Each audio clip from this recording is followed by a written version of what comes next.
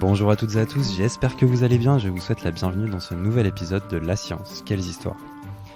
Aujourd'hui nous allons évoquer l'histoire d'une maladie rare, l'acromégalie. Pour rappel, en Europe, une maladie est considérée comme rare quand elle touche une personne sur 2000. Aux États-Unis, on considère qu'une maladie est rare quand elle touche moins de 200 000 personnes sur l'ensemble du pays. En ce qui concerne l'acromégalie, il est estimé qu'elle toucherait entre une personne sur 15 000 et une personne sur 25 000. Bien qu'elle se déclare le plus souvent entre 30 et 40 ans, cette maladie peut également se déclarer à tout âge. L'acromégalie se caractérise donc chez les malades de deux manières différentes. Une croissance exagérée du visage et des extrémités lorsqu'elle se manifeste après la puberté, et par une très grande taille lorsqu'elle survient avant la puberté. Pour ce deuxième cas, elle fut souvent appelée gigantisme au cours de l'histoire. Nous le verrons d'ailleurs dans ce propos, les scientifiques mirent des siècles à comprendre que l'acromégalie et le gigantisme représentaient en fait une seule et même affection. Aujourd'hui, nous savons que cette maladie est liée à une production excessive de l'hormone de croissance, appelée GH pour Growth Hormone en anglais.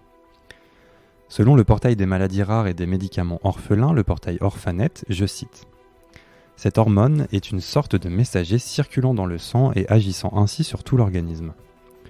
Comme son nom l'indique, elle joue un rôle majeur dans la croissance de l'enfant et de l'adolescent. Cependant, elle est également indispensable chez l'adulte puisqu'elle maintient l'épaisseur de la peau et des muscles et favorise la diminution de la masse graisseuse. » L'hormone de croissance est fabriquée par l'hypophyse, une petite glande de la taille d'un pois chiche, située dans le cerveau. Le plus souvent, l'acromégalie est liée au grossissement de l'hypophyse dont les cellules se multiplient et produisent trop d'hormones de croissance. En fait, ce grossissement est dû à l'apparition d'une tumeur bénigne, c'est-à-dire d'une masse non cancéreuse, au niveau de l'hypophyse. Cette tumeur est appelée adénome hypophysaire. Fin de citation. Les changements physiques liés à l'acromégalie sont lents et progressifs, ce qui explique souvent que les malades attendent parfois 10 ans avant d'aller consulter un médecin et de pouvoir se faire diagnostiquer. Les conséquences de la maladie peuvent se traduire par des douleurs au niveau du dos et des articulations, des déformations osseuses comme par exemple des scolioses ou la saillie du sternum, qui apparaissent également dans une majorité des cas. Chez 40 à 50% des malades, un syndrome du canal carpien se manifeste également et se traduit par la perte du volume des muscles de la main. De nombreux autres symptômes existent tels que le développement du système pileux, l'augmentation de volume de certains muscles ainsi que d'organes tels que le foie, la thyroïde et surtout le cœur. Le diabète et l'hypertension artérielle sont également d'autres symptômes parmi de nombreux autres.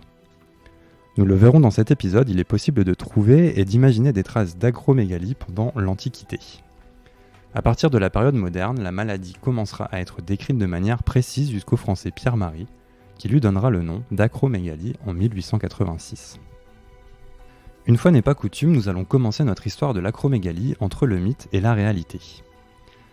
Nous connaissons tous la célèbre histoire de David contre Goliath, cette histoire qui caractérise le triomphe d'une personne pourtant donnée plus que perdante.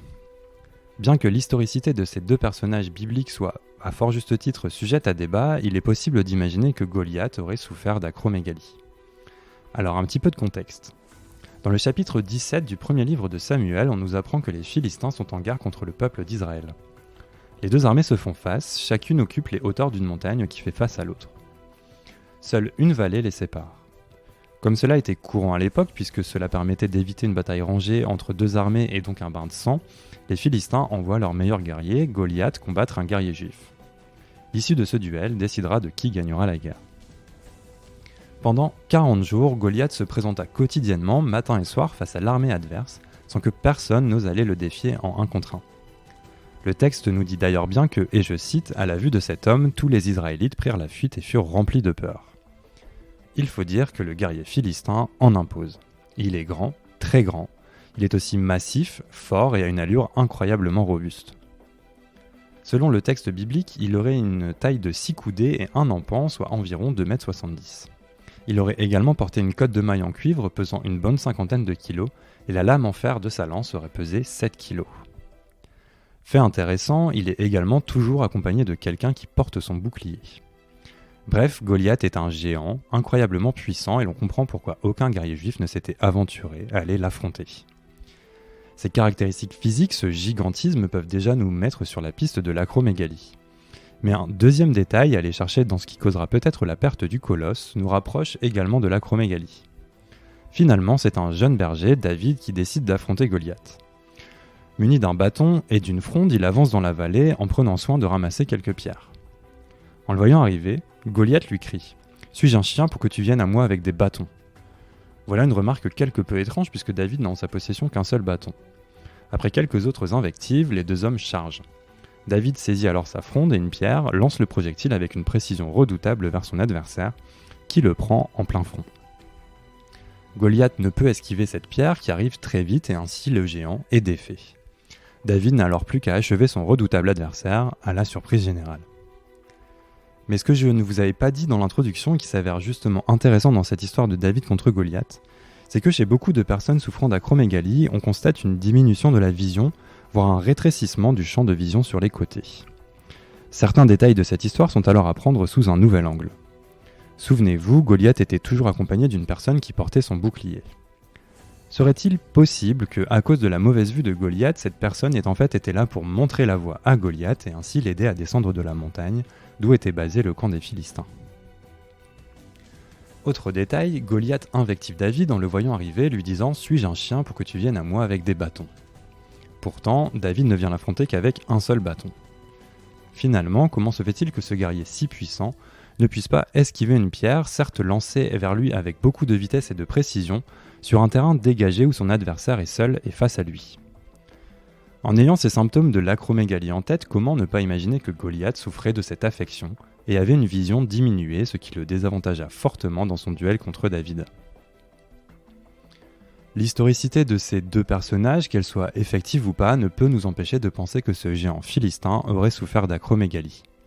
Finalement, ce duel n'était peut-être pas si déséquilibré que cela. Un autre exemple, celui-là un peu plus facile à prouver d'un point de vue historique, est celui du pharaon Sanakht. En 1901, un squelette est en effet trouvé dans le fastueux tombeau Mastaba II près de Beit Khalaf, en Égypte. Il est estimé que ces restes datent de la 3e dynastie, soit environ 2700 avant notre ère. Les restes sont ceux d'un homme très grand pour l'époque puisqu'il aurait mesuré 1m87. Alors vous allez me dire, vraiment 1m87 c'est très grand ? Eh bien pas forcément pour nous qui vivons au XXIe siècle, mais il est important de préciser que la taille des différentes populations humaines a varié au cours des millénaires. À l'époque, la taille moyenne des Égyptiens se situait entre 1m60 et 1m70. Donc oui, pour l'époque, 1m87 c'est très grand. Ces restes sont donc attribués au roi Sanakht, qui était donc un roi ou pharaon de la 3e dynastie. Ce cas a une grande valeur car il pourrait s'agir du plus ancien cas connu. En comparant des papiers de recherche, des bases de données et des photographies du crâne de Sanakht, 5 scientifiques conclurent en 2017 dans une étude publiée dans The Lancet que, et je cite, « Sanakht avait probablement un gigantisme et est ainsi le plus ancien cas paléopathologique connu au monde. » L'évaluation de la structure faciale suggère une légère acromégalie, ce qui pourrait indiquer une régression de l'hyperpituitarisme. Dans les temps anciens, aucun traitement chirurgical ou médicamenteux n'était disponible. Par conséquent, la régression ne pouvait résulter que d'une dégénérescence de l'hypophyse. Fin de citation. Il apparaît important de préciser que le reste de cet homme pourrait ne pas être ceux du pharaon Sanakht. Ils auraient pu être ceux d'un des membres de son entourage. Quoi qu'il en soit, le faste de la tombe indique que dans l'Égypte antique, le gigantisme n'était pas facteur d'exclusion ou de marginalisation sociale, ce qui ne sera pas toujours le cas, vous allez le voir, au cours de ces derniers siècles. Si vous êtes un auditeur régulier de notre chaîne de podcast, de nombreux cas que nous allons évoquer dans ce propos vous feront peut-être penser à une certaine forme de racisme scientifique.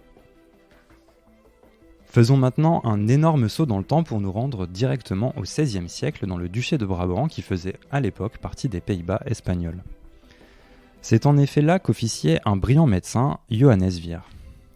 C'est à lui que l'on doit un des premiers rapports médicaux sur la maladie. Au cours des siècles, ces descriptions se baseront bien évidemment sur les malades eux-mêmes. Dans le cadre de maladies comme l'acromégalie, les particularités physiques qui accompagnent l'affection seront le sujet d'une curiosité, souvent mal placée de la part du public et de la communauté scientifique. Dans le cas de Johannes Vir, c'est sa rencontre avec une femme d'une taille, et je cite gigantesque, qui gagnait sa vie en parcourant de nombreuses régions pour exhiber son physique qui le poussera à aller chercher plus de détails sur elle. Dans son traité Medicarum Observationum, publié en 1567, Vir expliquait, je cite, « Je me suis renseigné par des questions précises et j'ai appris de ses réponses et de celles de sa mère qu'elle était née de parents tous deux de petite taille et qu'aucun de ses ancêtres ne dépassait la taille ordinaire des hommes. De la naissance à sa 12e année, elle était de petite taille, mais au moment où elle avait atteint sa 14e année et avait des menstruations depuis un certain temps, elles ont soudainement cessé et elle a commencé à augmenter en taille, tous ses membres formés proportionnellement, de sorte que rien ne semblait inhabituel. Sauf erreur de ma part, quand je l'ai vue, elle était dans la 25e année à partir du moment où elle avait remarqué la cessation de ses menstruations. Fin de citation. Sans connaître précisément la maladie et sans même savoir s'il s'agit bel et bien d'une affection, Johannes Vir met le doigt sur quelque chose de fondamental. La diminution du taux d'hormones sexuelles pour les personnes souffrant d'acromégalie peut en effet être responsable chez les femmes d'absence des règles ou aménorrhée. Et c'est donc avec la description de Johannes Vir que nous terminons ce premier épisode consacré à l'histoire de l'acromégalie. Merci à toutes et à tous d'avoir écouté ce podcast de La Science, Quelles Histoires. On vous le répète tout le temps, mais n'hésitez pas à nous envoyer vos questions, évaluations et petites étoiles sur les différentes plateformes de podcast ainsi que sur notre site internet fondation-ipsen.org ou notre page Facebook LiveLab Fondation Ipsen. Cela nous fait avant tout plaisir, mais en plus nous aide à gagner en visibilité. Merci à tous de votre soutien et je vous donne rendez-vous très rapidement pour évoquer la deuxième et dernière partie de cette histoire passionnante. À bientôt!